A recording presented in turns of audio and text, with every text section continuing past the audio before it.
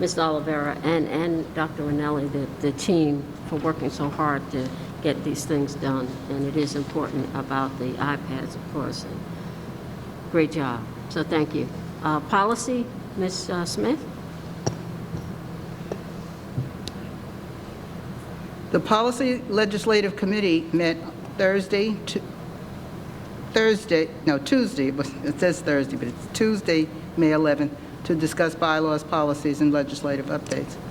As to Policy 5460, the committee discussed a proposed revision to Policy 5460, high school graduation, recommended by the superintendent to add the following language: all ninth graders must enroll in course 80,001 freshman seminar.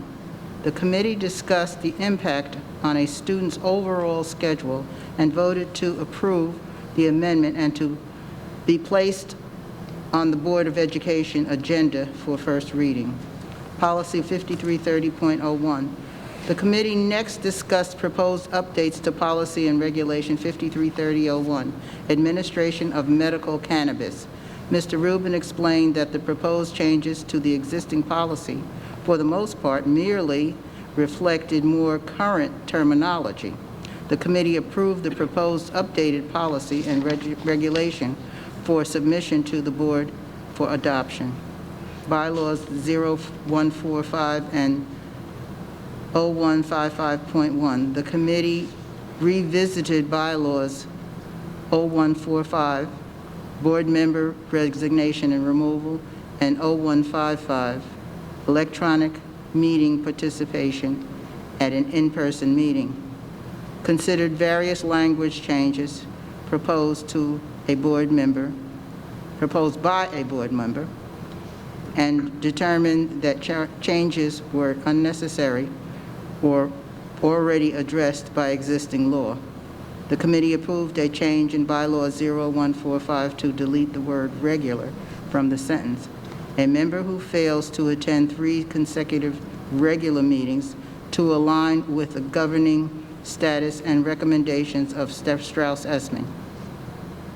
And the fourth item that was taken up was Senate Bill 3434, Assembly Bill, which is in the Assembly, it's 5466. Mr. Rubin updated the committee on the progress of Senate Bill 3434, Assembly Bill 5466, which would provide an extra year of education for special education students turning 21. It has passed the Senate and is scheduled for consideration by the Assembly Education Committee on May 12th. Thank you. I have a question. Mr. Rubin, the bylaw, where it says a member who fails to attend 3 consecutive regular meetings, is that supposed to be regular, or is that supposed to be consecutive meetings? Which, I can't remember. The Strauss-Esme Policy Service is recommended deleting the word regular because that is a word that does not appear in the statute. The statute talks about 3 consecutive meetings, so Strauss-Esme in its latest policy recommendation has recommended to its districts removing the word regular because that imposes an extra condition that's nowhere contained in the statute. Okay, that's what I was confused about. Okay. Any other questions? Yes. Any to committee or Mr. Rubin, in regards to policy 5460, can you just give a sort of a brief description of what we mean by the freshman seminar? Because if we're asking everyone to join, I just mean, what does that encompass? Yeah, Mr. Johnson, I could take that one. So we've put a lot of emphasis on the transition years. We talk a lot about it as a board. We talk a lot about it as a district. We talk a lot about it with the counselors. The transition years meaning when a student leaves one school and goes to another. Research shows that some students, right, can lose some time just adjusting to a new environment, new rules, new principal, different kids, new teachers, new hallways, things like that. Typically, the 9th grade transition year from 8th to 9th is a difficult one for a lot of kids, right? And our district again put us a lot of emphasis on taking care of the kids that we can when we can. The freshman seminar is a full year course that freshmen have to take. Well, again, this is what the question is, right? Are all enrolled in this year, right? and it has junior or senior mentors in them, which they interact with every single day, so we look at that as a resource. They talk about, decision-making, time management, community service, peer pressure, citizenship, socialization, mental health, and social and emotional learning. We specifically changed the high school schedule to allow students to take more classes, one more per year. So 3 years ago, they were only taking 7 classes. Now they take 8. And we were able to encumber that one class as a freshman to be able to deliver this important instruction, whether kids think they need it or not, right? They don't know what they're getting themselves into or what the next step holds. Right, so it's really important. My time as a high school principal, the 10 years I spent there, and this is my, 26th year in education, it's increasingly more important. Kids understanding how to live in society with social media, with all of the struggles and turns that they could go. They go from a school that has 500 kids to 2,200 kids, right? The decisions come at them left and right. So it's really important to my heart, right? And what I feel philosophically as an educator, that we take this valuable time, but give them a more valuable lesson in the time they spent with the upperclassmen and with the curriculum. No, that's tremendous, and that was my concern. Was it more so a holistic approach to the students and giving them a guide to say this is not really more of a pass-fail, more of a just almost guidance or peer mediation to get you along? So in that explanation that I gave, I know it was kind of long, but I do think so, yes. Okay. It was guidance about, okay, you're going to be faced with this, whatever topic it is, and we have a whole curriculum that we wrote. How would you react, right? What do you think, right? The process of mentoring for us, and again, when I was a principal, right, if a kid's about to make a decision, if we could pop in their head, right, and they say, okay, well, I know I'm maybe not supposed to, we've done our job. Right? Whether they continue to do that decision or not, we're not with them, right? But I do think it's a guidance. It's kids as juniors and seniors saying, you know what, I went through the same thing and I made the wrong decision. Here's why, right? Here's how I planned out my academic career. I thought I wanted to be this. I really don't want to be this as for my career or college or whatever it may be. So it's all of those things wrapped into one. It's holistic, and I think it's realistic when it comes to the examples, the citizenship, the community service that we have the kids do as well. We just think it's really, really important. Thank you. Mr. President, I have a question, just to follow up on the Senate bill and the Assembly bill from Mr. Rubin. I see where it passed the Senate, and it was scheduled for consideration, and that was yesterday by committee. Do we have any guidance on what that decision was? Well, it was reported out by the Assembly Education Committee yesterday, and I believe they have referred it to the Assembly Appropriations Committee, if I'm not mistaken. So it's moving pretty quickly through there, and districts and out-of-district schools are all holding their breath to see if it makes it out of the legislature and onto the governor's desk in time to be signed to apply to students who are aging out this year. And, the clock is running. Districts and schools that receive out-of-district placements need to decide what spots they're holding or not holding, and there's only 6 weeks left before June 30th. So it's creating a mess, quite frankly, in terms of schools' ability to plan, private schools' ability to know how much spots they need to keep open for students who may or may not be remaining. So one way or the other, we just hope we get to the end of this process as quickly as possible. The good news is that the original bill had no funding in it. The current version of the bill at least does provide for some reimbursement for school districts, either from federal stimulus dollars or the state property tax relief fund. So on paper anyway, it's supposed to be revenue neutral, but of course, as we all know, oftentimes those appropriations don't often materialize. But at least they're paying some lip service to the idea that it's an unfunded mandate without that. Very good. Thank you. Anyone else?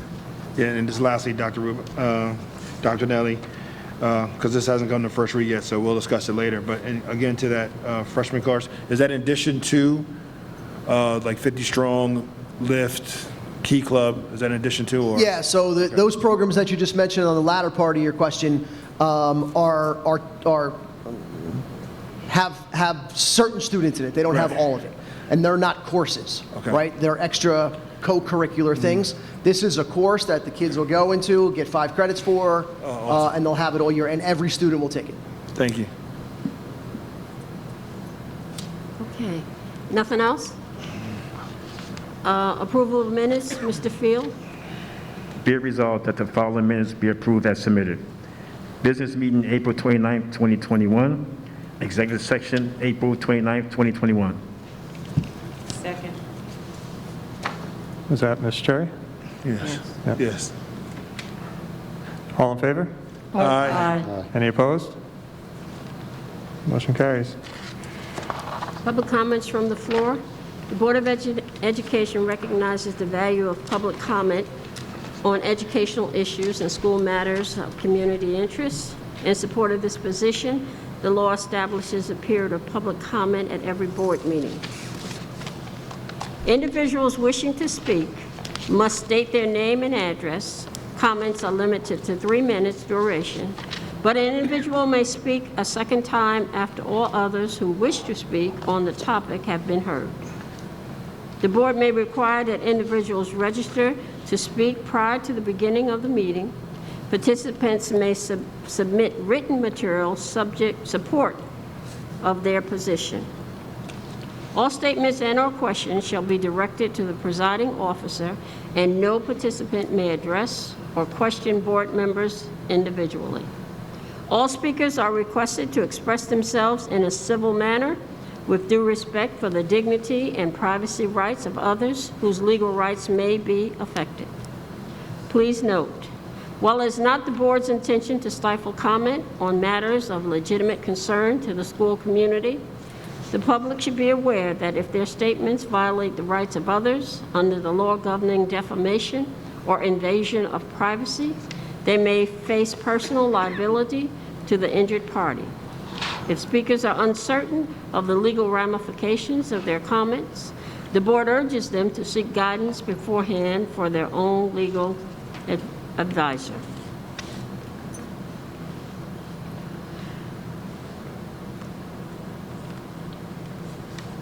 Comments?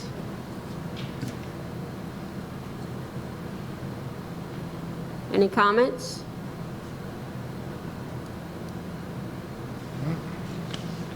Can I have a motion? Motion. Second. All in favor? Aye. Any opposed? Okay, public comment is now closed. Fiscal planning and operation, Mr. Patel. Be it resolved that the following motions identified as item A through BT be approved as presented. Second. Will you read the roll?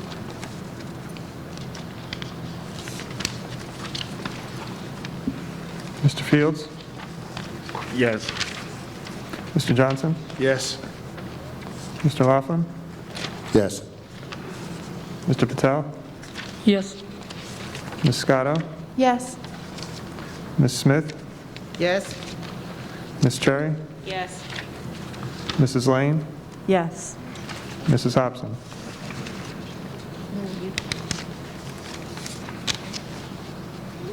Mrs. Hobson? Yes. Thank you. Thank you. Sorry. It's okay. Motion's carried. Before we move on, I just want to say that that motion was about 20 pages long.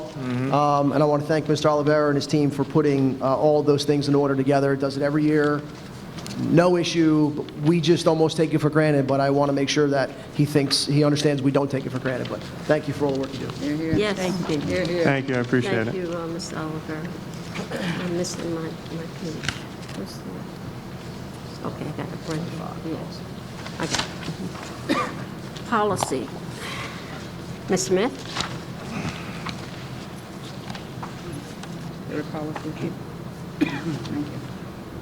Be it resolved that the following motion identified as item A be approved as presented. Second. You take the roll? Mr. Johnson? Yes. Mr. Laughlin? Yes. Mr. Patel? Yes. Mr. Scott? Ms. Scotto? Yes. Ms. Smith? Yes? Ms. Cherry? Yes. Mr. Fields? Yes. Mrs. Lane? Yes. Mrs. Hobson? Yes, The motion carries. thank you. Curriculum, Ms. Cherry? Be it resolved that the following motions identified as item A through N be approved as presented. Second. Please take the roll.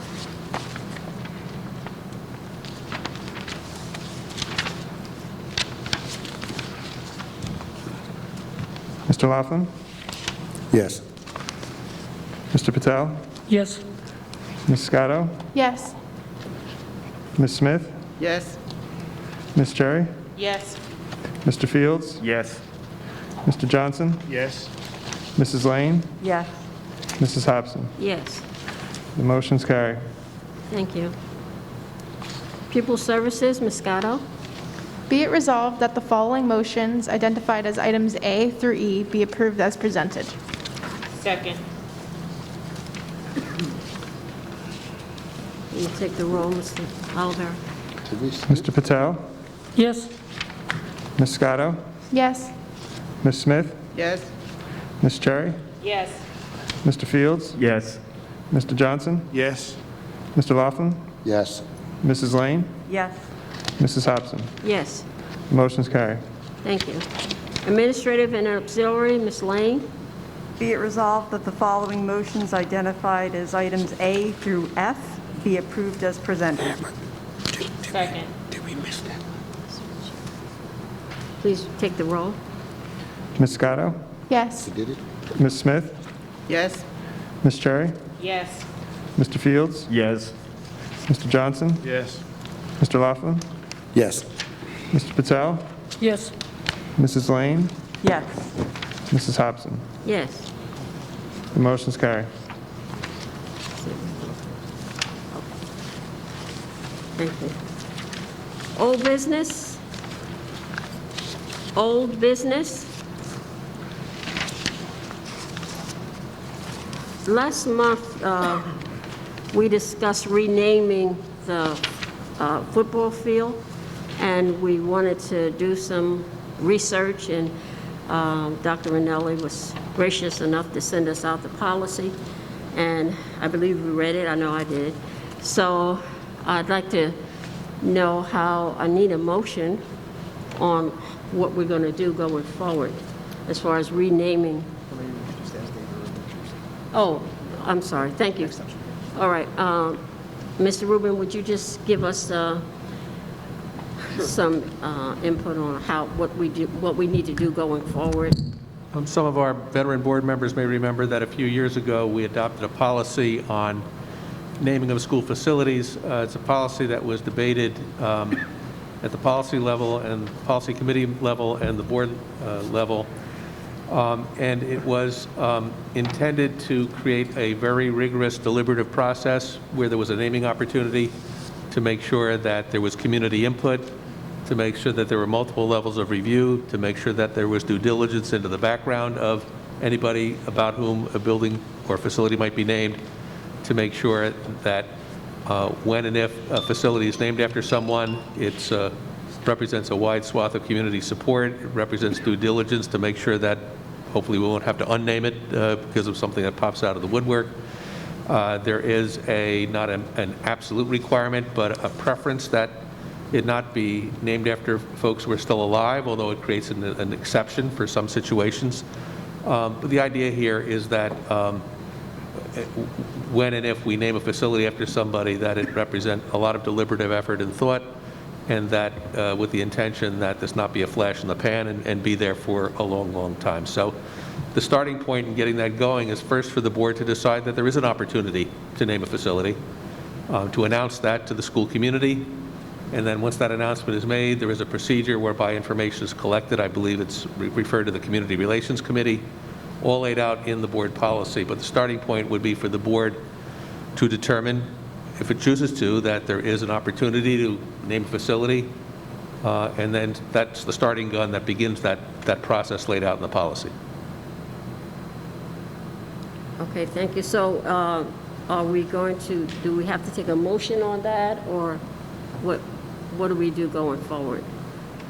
Well, the policy doesn't require a motion. I have the policy in front of me. It says, when the board has determined that a naming opportunity has arisen, it shall issue an announcement to the school community that written suggestions may be submitted. The board then shall submit to the Community Relations Committee all proposed names. So it doesn't require a motion. I would say this, that if there's acclamation by the board, you can make an announcement. If there are differing views and dissension within the board, my recommendation is that it be a motion and a vote so that everybody's position can be made a matter of record. So, do we have some discussion on that? Yes, Madam President. There's clearly an opportunity here to do this. And obviously, we should not take this very lightly.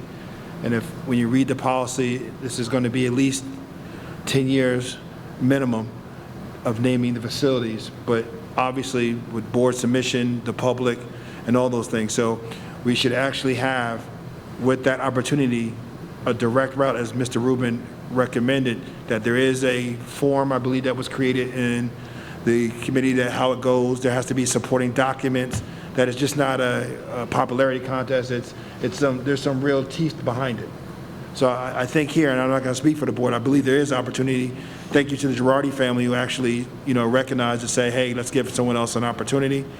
So, my vote is definitely that I believe there is an opportunity, but there should be clear-cut processes that are placed that the public is aware of, board's aware of, so that we can actually follow the timeline and get it done correctly. Yeah, and that is what we're going to do. That's why we're going to have a committee. I think you mentioned. So there's 7 steps according to the policy as I read it. One would be the board announcement. 2 would be, doesn't necessarily say that, but it would make sense, right? Set a date for a deadline of submissions from the board members, parents, staff members, whatever it may be, to David Oliveira. Doesn't specifically say the BA, but to the board, so they would go through David. The board submit the material to the CCCR committee that meets that criteria of the rest of the policy that's below. The CCR committee submits the names and materials to the board after community input. Board gives their input. Board president assigns an ad hoc committee of the board to discuss, and then the ad hoc committee makes a suggestion and a motion to the board, and the board votes. So 7 steps according to a timeline, yes.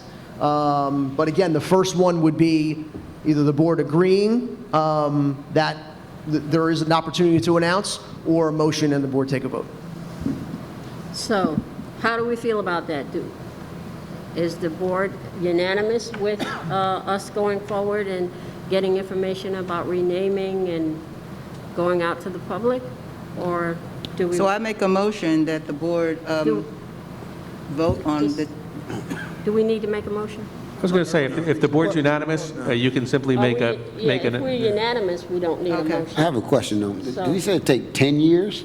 No. No, the name, the period of the name has to be at Oh, least okay, 10 gotcha. at I'm least like- 10. So it's not as the name it today, change it out Okay, I tomorrow. understand. No, Okay. it doesn't take that Thanks. long to Thank you. rename it. It's just that it should be 10 years. I'm like, man. Yeah. Only you. So if the board's in agreement that this is something that they want to do, then Mr. Oliveira and myself will take the next step and review with the board president about getting that information out to the community.